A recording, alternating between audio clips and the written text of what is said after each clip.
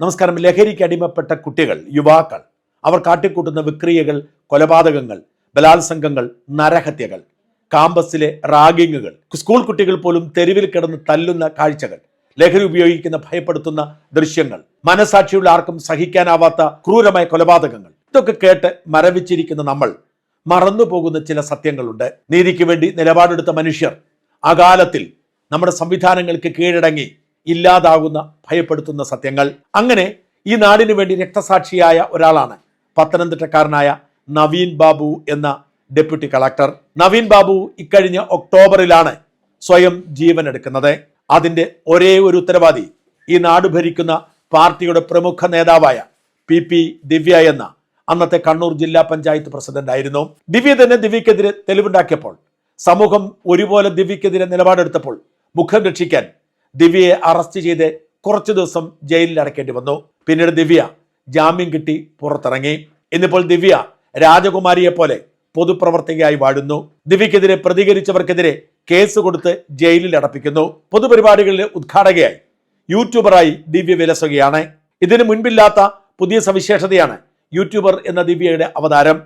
ദിവ്യയ്ക്ക് ആരാധകരുണ്ട്. ദിവ്യ പറയുന്നത് ശരിയാണ് എന്ന് ഏറ്റുപാടാൻ ഫാൻസുകാരും രൂപം കൊള്ളുന്നു. എന്നാൽ ജീവൻ നഷ്ടപ്പെട്ട നവീൻ ബാബുവിന്റെ കുടുംബത്തിന്റെ അവസ്ഥയോ? സർക്കാർ ഉദ്യോഗസ്ഥയായതുകൊണ്ട് സർക്കാരിന് വരുതിയിൽ നിർത്താൻ കഴിയും എന്ന് പ്രതീക്ഷയുണ്ടായിരുന്നു.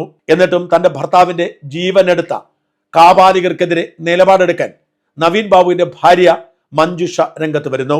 ഈ പോലീസ് കേസ് അന്വേഷിച്ചാൽ നവീൻ ബാബുവിന് നീതി കിട്ടില്ല എന്ന് സാധാരണ ആർക്കും ബോധ്യമാകുന്നതാണ്. നവീൻ ബാബുവിന്റെ കൊലപാതകത്തിന്റെ പ്രധാന ആസൂത്രക ദിവ്യയാണെങ്കിലും അതിന് ചുക്കാൻ പിടിച്ചത് പ്രശാന്ത് എന്ന കണ്ണൂരിലെ ഇടനിലക്കാരനാണെന്ന് ബോധ്യമായിട്ടും പ്രശാന്തിനെ പ്രതി ചേർത്തിട്ടില്ല.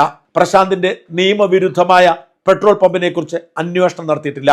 പ്രശാന്തും ദിവ്യയുമായുള്ള സാമ്പത്തിക ഇടപാടുകളെ കുറിച്ച് പരിശോധന നടത്തിയിട്ടില്ല.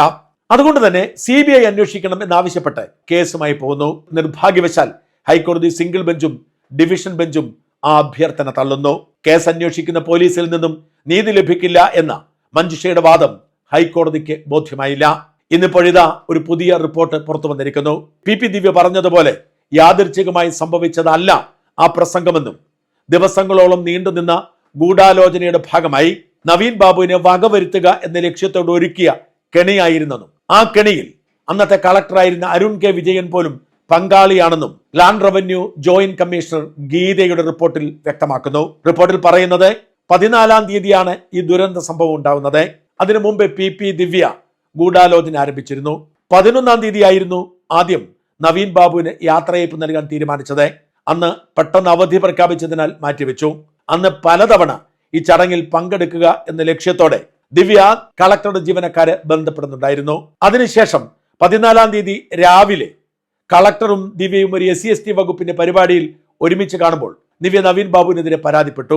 വെറുതെ വിടില്ല, തെളിവുകളൊന്നും തന്റെ കൈവശമില്ലെങ്കിലും അവസാന നിമിഷം വരെ പോരാടും എന്നായിരുന്നു ദിവ്യ കളക്ടറോട് പറഞ്ഞത്. എന്ന് മാത്രമല്ല, താൻ ഈ പരിപാടിയിൽ പങ്കെടുക്കാൻ വരുന്നു എന്നും കളക്ടർ അറിയിച്ചിരുന്നു. ഈ വിവരം കളക്ടർ പക്ഷേ നവീൻ ബാബുവിൽ നിന്നും മറച്ചുവെച്ചു. എന്ന് മാത്രമല്ല, ദിവ്യയുടെ ജീവനക്കാർ കളക്ടറുടെ ജീവനക്കാരെ 4 തവണ അന്ന് വിളിച്ചെന്നും ഈ ഗൂഢാലോചനയുടെ ഭാഗമായാണ് പരസ്പരം ബന്ധപ്പെട്ടതെന്നും വ്യക്തമാകുന്നു. ദിവ്യ നേരത്തെ പറഞ്ഞത് കളക്ടറേറ്റ് മുമ്പിലൂടെ കടന്നുപോയപ്പോൾ ഒന്ന് കയറിയതേ ഉള്ളൂ എന്നാണ്. എന്നാൽ അത് കള്ളമാണെന്നും നേരത്തെ കൃത്യമായി പ്ലാൻ ചെയ്ത് കളക്ടറെ വിവരം അറിയിച്ചാണ് ദിവ്യ ഇതൊക്കെ ചെയ്തതെന്നുമാണ് ലാൻഡ് റവന്യൂ ജോയിന്റ് കമ്മീഷൻ റിപ്പോർട്ടിൽ പറയുന്നത്. എന്ന് മാത്രമല്ല, ഈ പ്രസംഗം നടന്ന അന്ന് രാത്രിയിൽ ദിവ്യ കളക്ടറെ വിളിച്ചു പറഞ്ഞു, സർക്കാരിൽ ഒരു പരാതി കിട്ടിയിട്ടുണ്ട്, നവീൻ ബാബുവിനെതിരെ അന്വേഷണം ആരംഭിച്ചിരിക്കുന്നു, നവീൻ ബാബുവിനെ പുറത്താക്കുമെന്ന്. ഇതെല്ലാം പുറത്തു വന്നതിന് ശേഷമാണ് നവീൻ ബാബു ദുരൂഹമായി കൊല്ലപ്പെടുന്നത്. ആത്മഹത്യയാണോ അതോ കൊലപാതകമാണോ എന്ന് പോലും ഇപ്പോഴും വ്യക്തമല്ല. ലാൻഡ് റവന്യൂ ജോയിന്റ് കമ്മീഷൻ റിപ്പോർട്ടിൽ ദിവ്യ പറഞ്ഞതെല്ലാം പച്ചക്കള്ളമാണെന്നും ഇത് ആസൂത്രിതമായി കളക്ടർ അടക്കമുള്ളവരുടെ ഒത്താശയോടെ ചെയ്തതാണെന്നും വ്യക്തമായിരിക്കുന്നു. അതുകൊണ്ട് തന്നെയാണ് മഞ്ജുഷ പറയുന്നത് കേരള പോലീസ് അന്വേഷിച്ചാൽ ഒരിടത്തും എത്തില്ല. ഈ കേസ് അന്വേഷണം കേരള പോലീസ് നടത്തുന്നിടത്തോളം കാലം ഈ അട്ടിമറി അവസാനം വരെ തുടരും. മഞ്ജുഷയുടെ വക്കീൽ അവസാന നിമിഷം കാലുവാരിയതുപോലും ഈ അട്ടിമറിയുടെ സൂചനയാണ്. അതുകൊണ്ട് തന്നെ CBI കേസ് അന്വേഷിച്ച് മതിയാവൂ എന്ന് മഞ്ജുഷ പറയുമ്പോൾ അത് തെറ്റാണെന്ന് എങ്ങനെ പറയാൻ കഴിയും?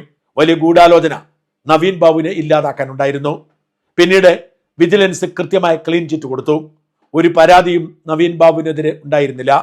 നവീൻ ബാബു അഴിമതി നടത്തിയിട്ടില്ല എന്ന് വിജിലൻസ് പറയുന്നു.